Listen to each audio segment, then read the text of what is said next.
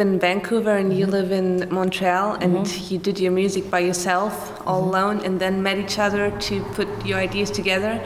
And now you changed your way of working for this album. How come?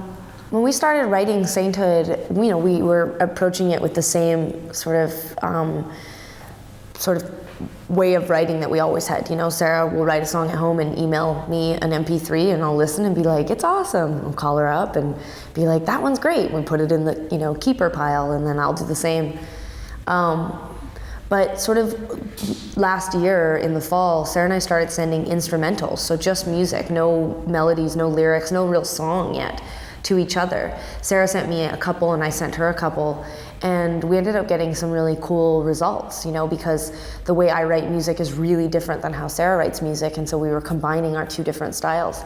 So Sara suggested that we go and actually take a trip and write together for the first time ever. And neither of us write with other people in the same room, but we've written with other people and collaborated with artists, using that same style of just sending music to somebody.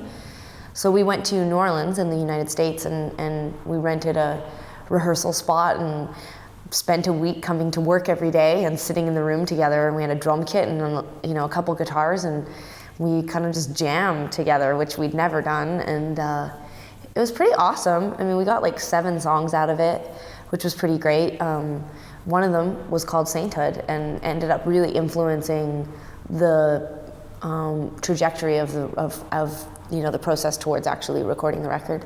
We I think figured out right then and there that we wanted it to be a more collaborative record, and we also wanted it to sound like a band had played the record. Sara and I always end up laying down a lot of the instruments and then adding people later. And we sat down with Chris Walla, who was going to produce, and then a few months later with Howard Redekop, who also produced, and the 4 of us decided we just wanted to get into a room and set up the 5 of us musicians and just play the songs 100 times and see what happened. And it was really cool, and it all came because we just did this stupid little silly writing trip together, and we realized that it was really cool to collaborate live in the flesh. It put you on the spot. You had to really show your stuff, so it was really neat. And the title, Sainthood, why did you choose that title? Well, Sara is a really big Leonard Cohen fan, and when we were in New Orleans writing together, she used some of the lyrics from a song of his called Came So Far for Beauty. And that ended up making up the lyrics for the song that we wrote called Sainthood. And I thought they were Sara's lyrics, and I was like, she's a genius. This is amazing. And she was like, no, it's Leonard Cohen. And I was like, oh. And we ended up not being able to get the rights to it because it's not just a poem, it's actually a piece of music. And we changed it so much that it was a new piece of work anyway.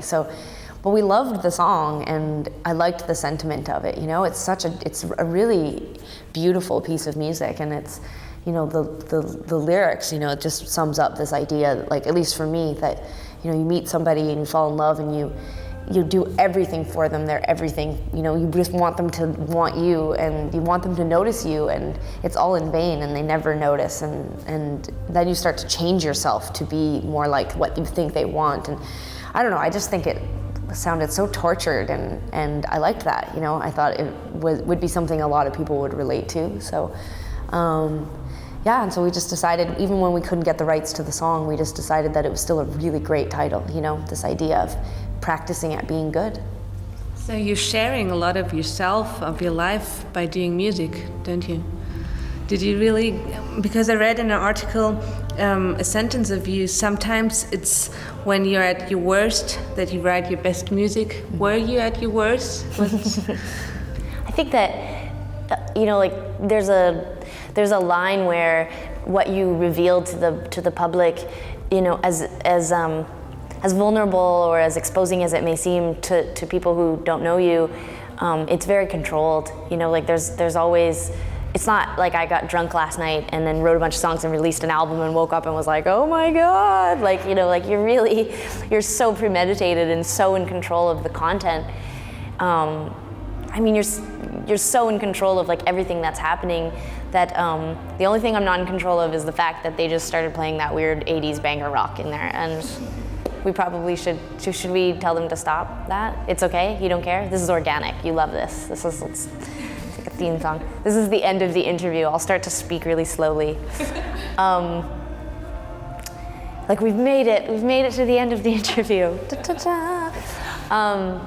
Anyways, yeah, so I don't know, like I think, you know, there are times where you're really, really sad and you are experiencing something, and I don't generally go like, oh my God, my heart is being ripped out, now I'll go write a song. Like generally it's upon reflection that you're writing, like you've experienced something and then I'll sit down to write and I'll think like, okay, I'm gonna write about this thing that happened to me like 4 months ago or something. So, you know, most of the time it's like you've already processed it or you've already dealt with it. And then sharing it with people, like I said, I mean, it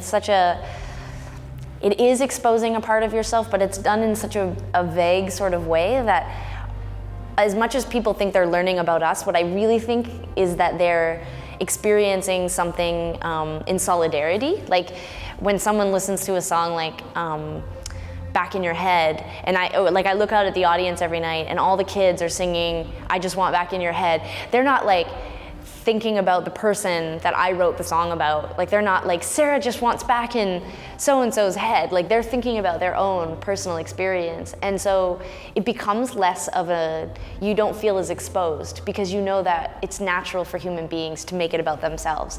So it's not like an illusion because we are really truly transparent with our audience. Like we're being quite honest about who we are.